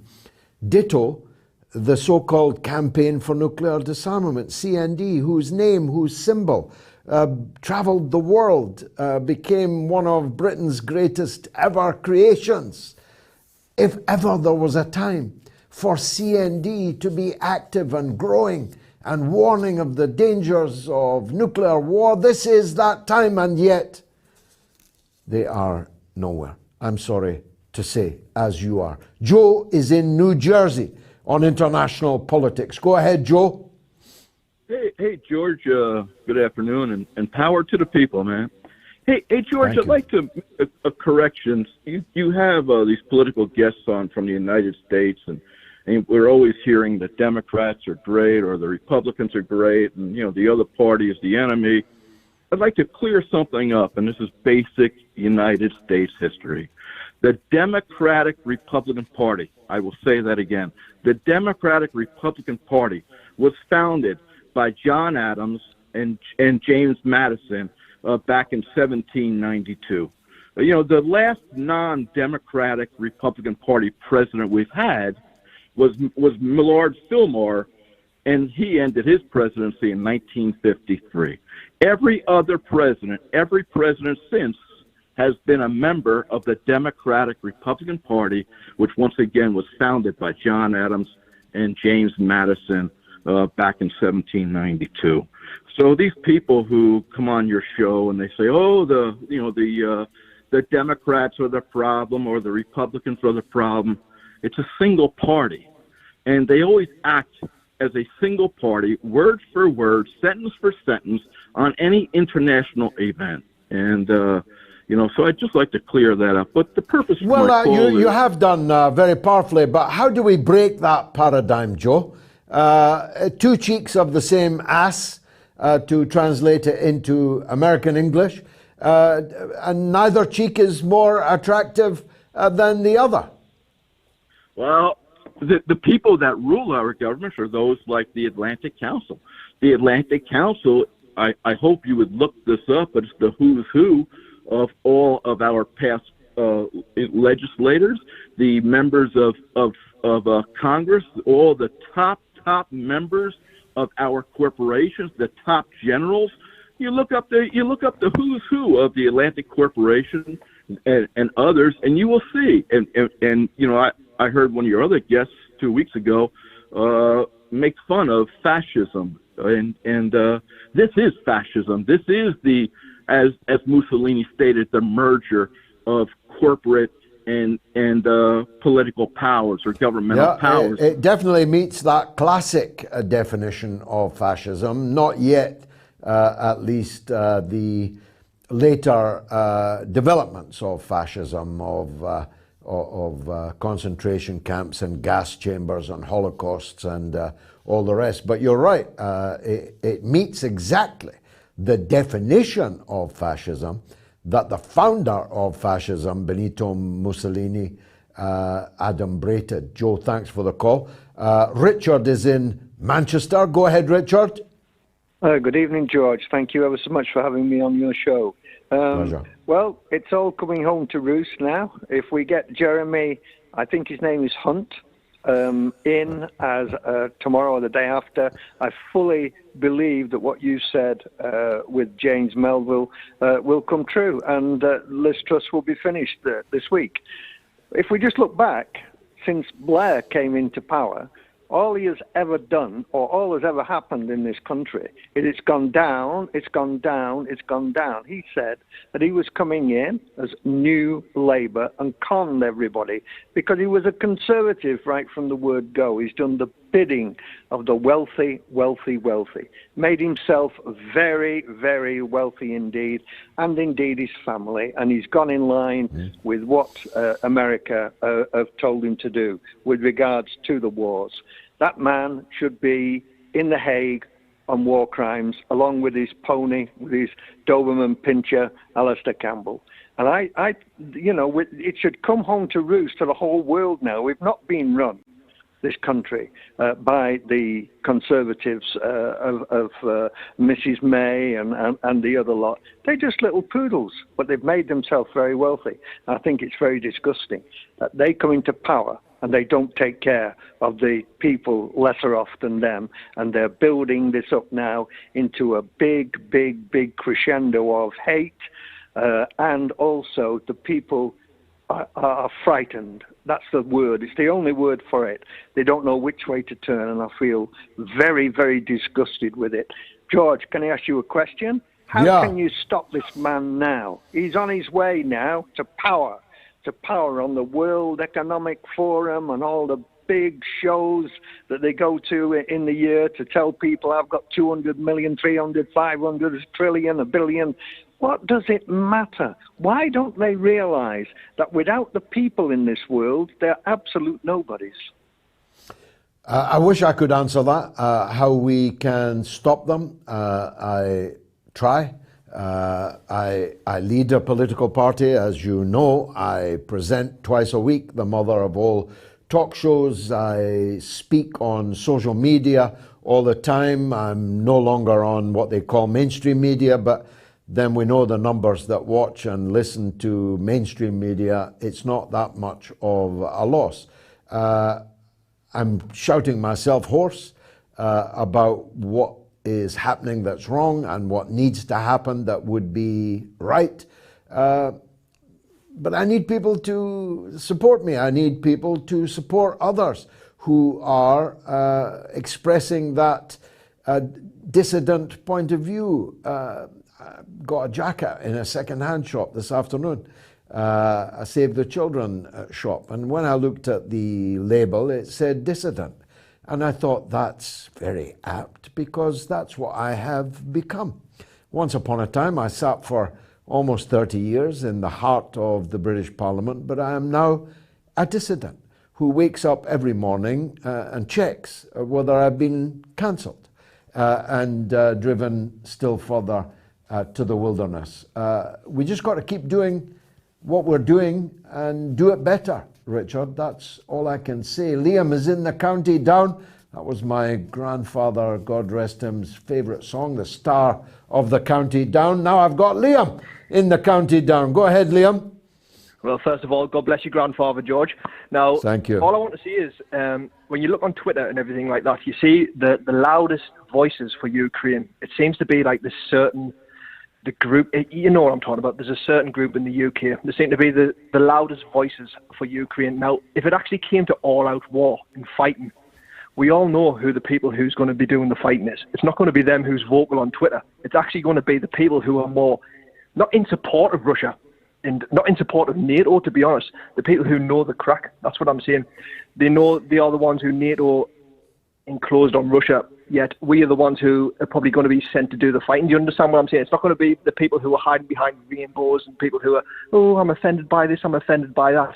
They're not going to be the ones doing the fighting. It's going to be actually the people who are more in line, not in line with Russia, but not in line with NATO. Do you understand what I'm saying? It's more like I do. White working class people. I absolutely do, but there's two caveats I need to enter, Liam. First of all, don't fall for the idea that they are a great army out there, these voices for Ukraine on social media. The vast majority of voices for Ukraine on social media are paid for by you and by me and by taxpayers in Britain and in America, Canada and in the European Union.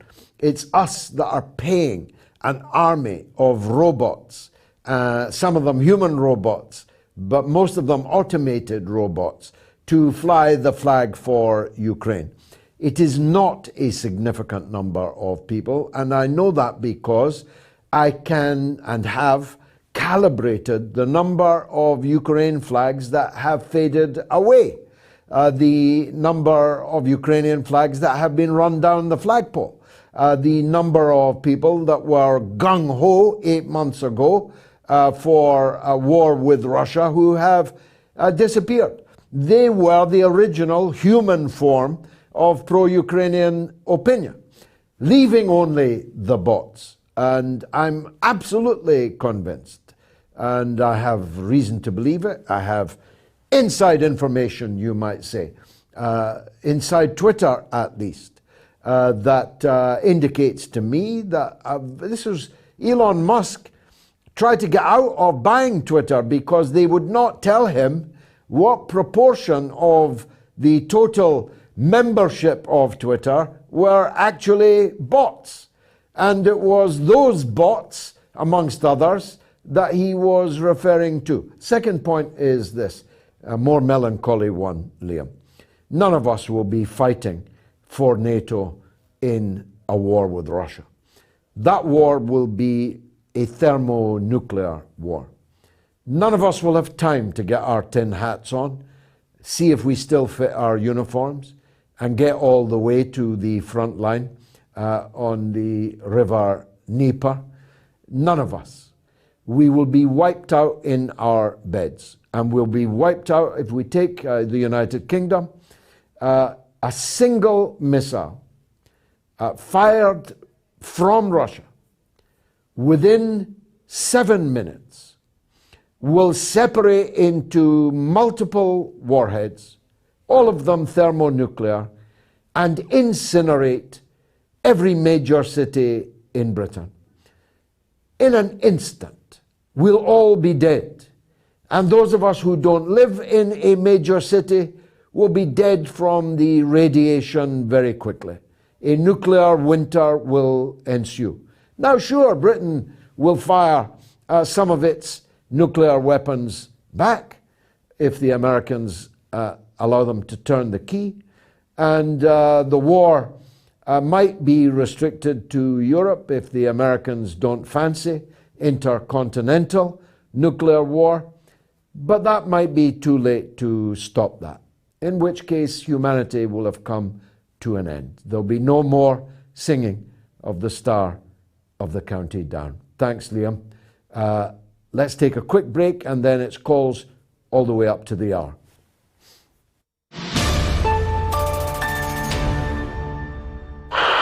From the makers of Track and Trace comes the Boris Johnson sat-nav.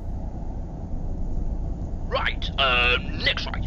No, left. I mean left. What? Yes, no, this left. Oh, crikey, you've missed it, bugger. Oh, bloody Tories. Or have you? Turn round. Or, in fact, don't turn around. Carry on. Yes.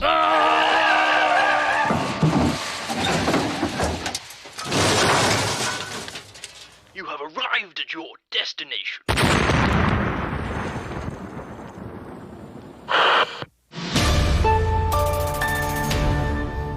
Well, thousands of people have voted on the poll, but it's almost impossible to separate the two potential outcomes, Halloween or Guy Fawkes Night. One thing is for sure, everybody knows that Liz Truss is done. She is a dead parrot. Her goose is cooked. David Hunter gives £10 midweek fighting fund. You need to get Claire Daly on your show, George, following her speeches. After last week's show, she made some more marvellous speeches in the last few days. Claire has been on the show, and we're trying to arrange right now for her to be on the show on Wednesday. I'm very hopeful that we can do that. Robert P. gives £5.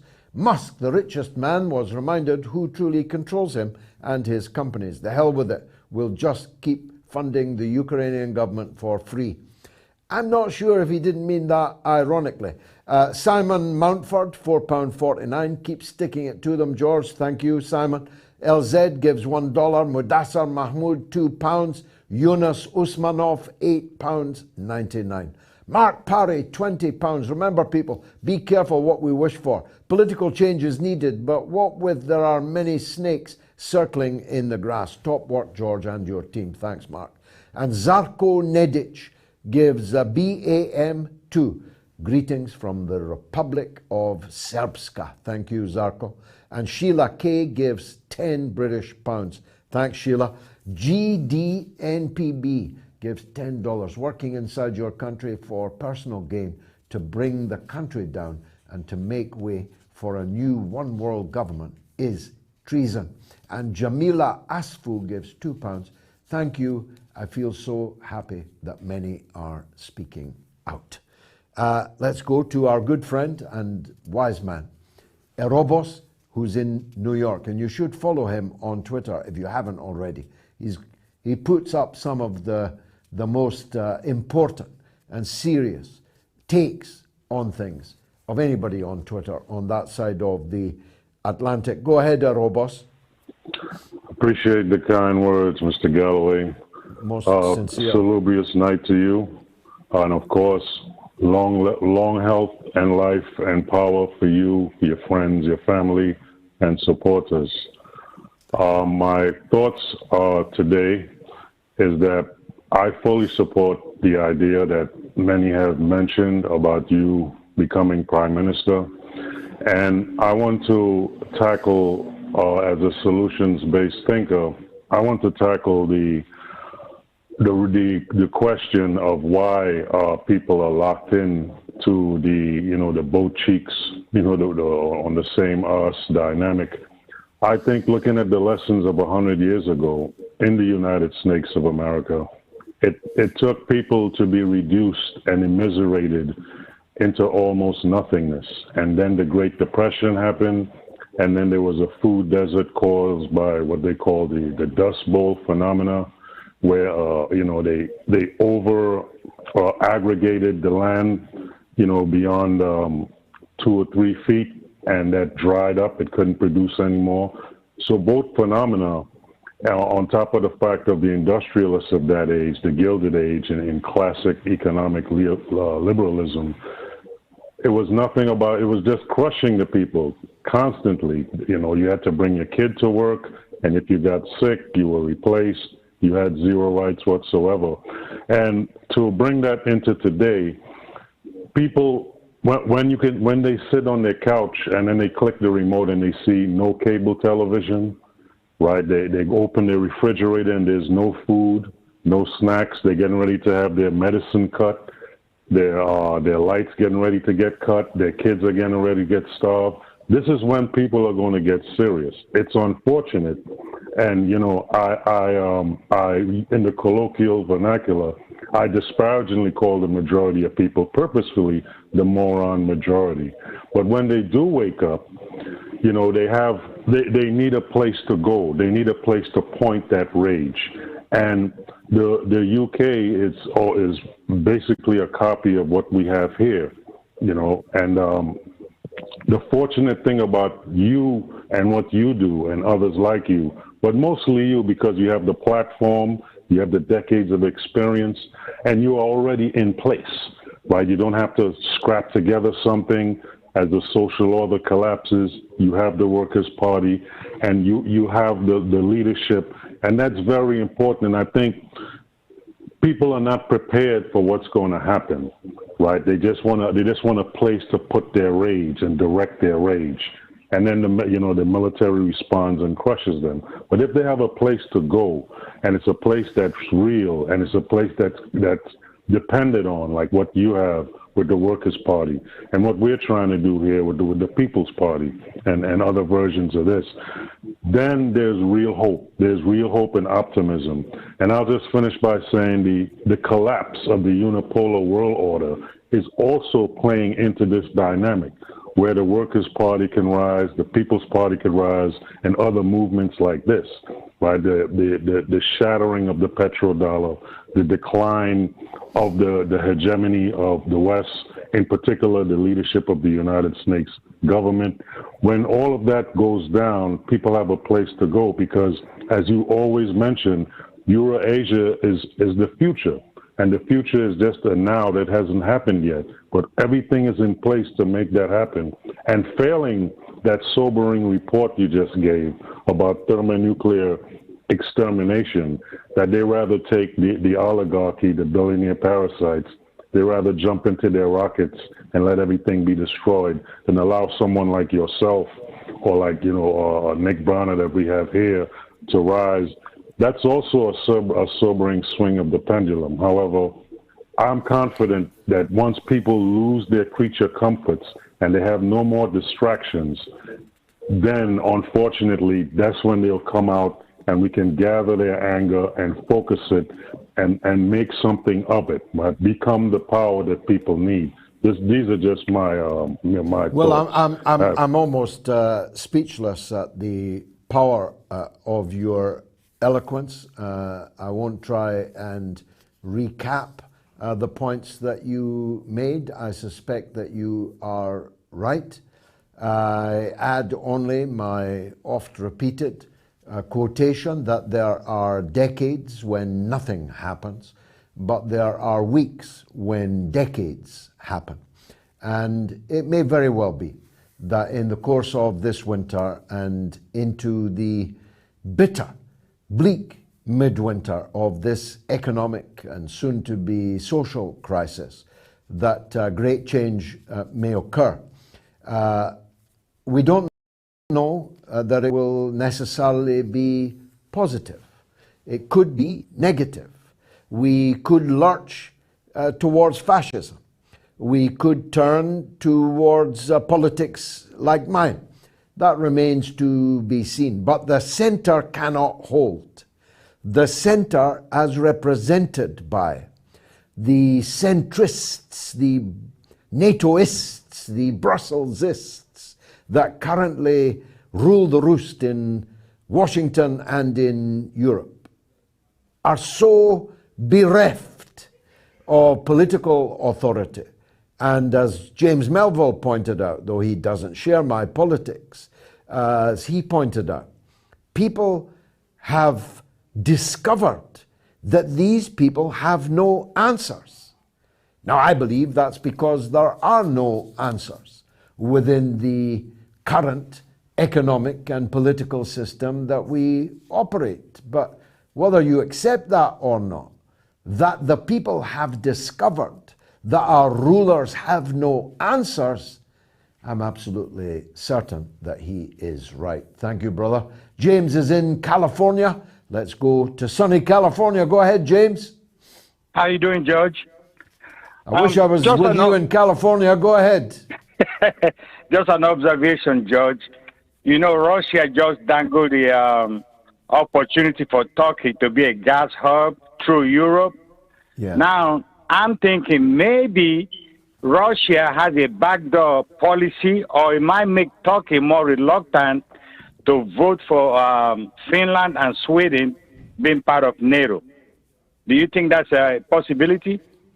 Well, Finland and Sweden joining NATO is, of course, decisions made by the parliament and government of both these countries. It has not been put to the people of either of these countries, and I don't believe that the either will be admitted. I think it was showmanship, it was gesture politics. I don't believe that Sweden has ever been neutral, neither in the Second World War, when it was more or less openly collaborating with Hitler fascism, nor in the Cold War period, when they claimed to be neutral. I don't believe that Sweden, if it was admitted to NATO, would add up to more than a row of beans, but Finland would be a casus belli with Russia. If Finland, who could throw a stone across the channel and land it on Russian soil, if that were to join NATO, a nuclear-armed anti-Russian military alliance, that would be a cause of war between Russia and Finland. For all those reasons, I don't believe that either Russia or Finland will be joining NATO. And I'm pretty sure that this war will end with a guarantee of that. Ali is in Turkey. Talking of Turkey, let's hear from Ali. Go ahead, Ali. Hello, good evening, George. It's a pleasure, as always, listening to you. Thank you, and follow your program, as always. I think you are the last common sense voice that our ears really like to sing on. Anyway, George, regarding NATO, you know what happened in Syria, Lebanon, Iraq? The NATO was similar to what happened in Ukraine, doing the same job. So what's the difference between NATO, Nazi, Al-Qaeda, ISIS, Daesh, and all that? They all come from the same hub, isn't it? I mean, in Syria, suddenly they imported 65,000 Toyota from Japan, and everybody was armed and ready to do what they did in the last 12 years in our countries.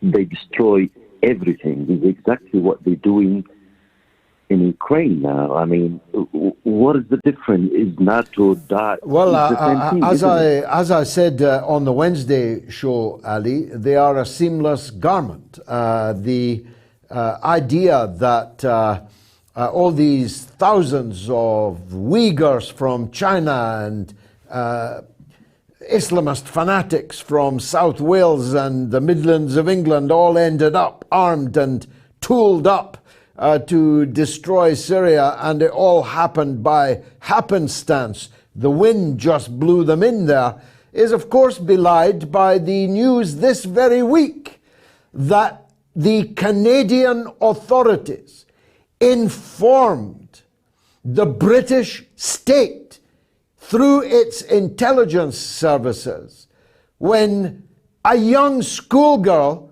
from my former constituency in East London had been smuggled in to join ISIS in Syria. And this at a time when the Metropolitan Police were searching for her, when the British government was looking high and low for 3 schoolgirls who had run away to be sexually abused, forcibly married, drafted into the blood cult, the murder gang of ISIS and Al-Qaeda in Syria. It was a Canadian intelligence agent who smuggled them in. And Canada informed the British within 3 days, whilst we were told on our state-mandated television that Britain was genuinely concerned and searching for these girls, had no idea where they were, was putting out an all-points bulletin, an alert, to try and find them when we knew where they were. They were in the camp of ISIS in Syria. The idea, Ali, that all of this happened without NATO and United States and United Kingdom and Five Eyes direction is so ridiculous, only a fool would believe it. I'm afraid they're a seamless garment. And I'm afraid that we have all of them facing us as our adversary. Let me go to China, where some very important events are taking place today. Let's hear from Chris in Hong Kong. Go ahead, Chris. Yeah, how are you this evening, George? I hope people can understand me. I'm somewhat hoarse, just about getting over COVID, I'm afraid, which just struck me in the week, so not the best. However, on a serious matter for a change, I was pleased to read a nice communication from the European Union on Thursday, issued by Joseph Foot-in-Mouth Borrell, giving a speech, a presentation to the European Diplomatic Academy in Bruges Thursday evening. Now, in the speech, which people can read via the European Union website, Mr. Borrell was very happy in stating that Europe, the EU, NATO stand, however we wish to refer to it, is a wonderful, beautiful, pretty garden with all these freedoms and everything else. And anything outside, obviously, NATO stand, is a jungle. And the jungle is threatening to invade the garden. Which I thought, well, that's rather strange, because from my own university studies, I remember rather well the Congress of Berlin in the 1870s, when Africa was carved up for the European powers, one amongst them being Belgium. Bruges, the worst amongst them. Isn't it? And I was thinking, oh, Belgian Congo. Yes, your garden is fertilized by the bombs of the people you murdered in the Congo. 10 million of them.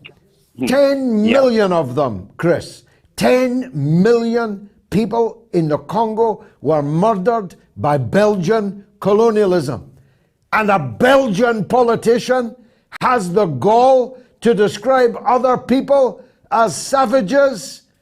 Of course, the other imperial powers did it for longer and wider and killed far more people in the end. But Belgium, tiny little Belgium, murdered 10 million people in Congo, including, amongst them, the greatest of all African leaders, Patrice Lumumba, whose body they dissolved in acid, stealing one body part, which they refused to return to his family and his country until just a couple of months ago.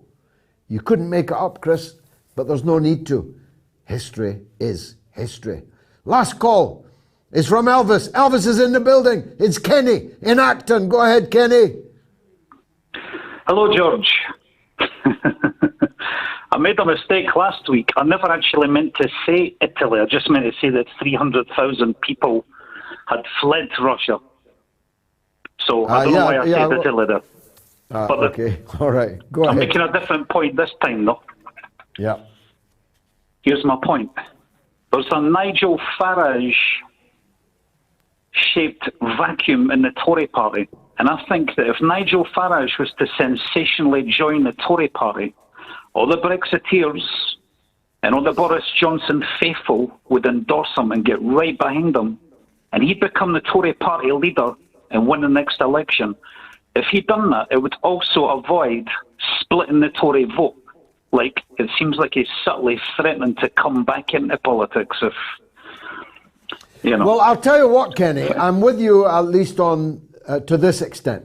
I do think it's a mystery why Farage is not out front and centre in politics right now, because the conditions are perfect for him. It's a mystery why he has retired from political life.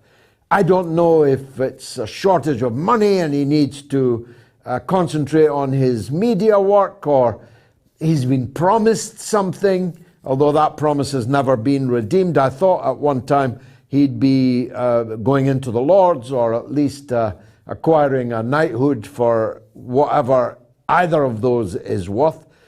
So that doesn't seem to be happening. I'm sure there are rich men that would fund him. I don't know how much money he needs in order to get by. But it is undoubtedly true that with thousands arriving on the beaches as illegal migrants from the European Union, with Brexit being betrayed, with Hunt and Sunak likely to take us ever closer to the European Union, with Boris Johnson having been defenestrated, it is a surprise to me that Nigel Farage is not right out in front leading right-wing politics in Britain today. I don't know him well enough to know the answer, but it's a question that I frequently ask myself. Now, not only is that all I've got time for, I've gone on for 3 minutes and 25 seconds at least longer than I ought. I can't stop talking, and neither can you. Your calls have come in literally from around the world.